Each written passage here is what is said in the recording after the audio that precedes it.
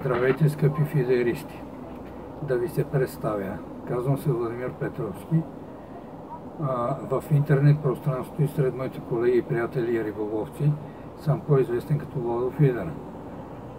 С риболов се занимавам от далечната 1982 година, когато започнах да практикувам риболова с плувка, след което се преориентирах към риболов на дъно и риболов с спининг и силиконови приманки. В последно време, от няколко години насам, най-вече се занимавам с риболовът на фидер и пикер и при възможност практикувам мокарски риболов.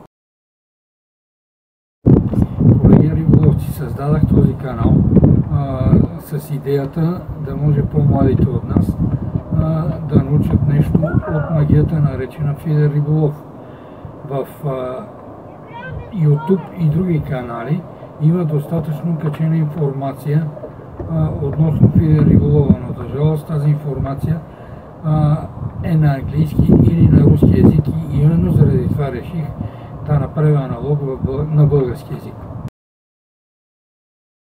В канала ми ще намерите съвети за риболовна стръв, риболовни монтажи, как да приготвим рибни ястия, риболовна екипировка, места за риболов на свободни и платени водойми, където може да практикуваме нашите любими хобби. Колеги фидеристи, мои клипче може да очаквате всеки петък. Темата в следващото клипче ще бъдат успешни стъпки в фидер риболова. Очаквам от вас под всяко клипче да задавате въпроси, чието отговори ще бъдат публикувани във всяко следващо видеоклипче. Можете да ме намерите както тук, така и в моята страница във Facebook или в групата Риболов с Владо Фидер. Линк ще бъде поместен по-долу в описанието. Колеги фидеристи, не забравяйте да се абонирате за канала. Като първо натиснете абониране, след което кликвате върху камбанката, което означава, че ще получавате нотификации при всяко едно ново качено клипче от мен.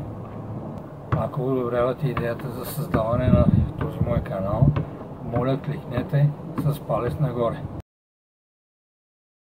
Колеги, апелирам към всички вас да се обединим и да кажем не на браконьерството, не на месарщината.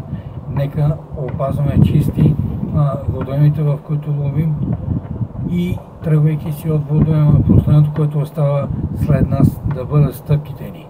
Благодаря ви.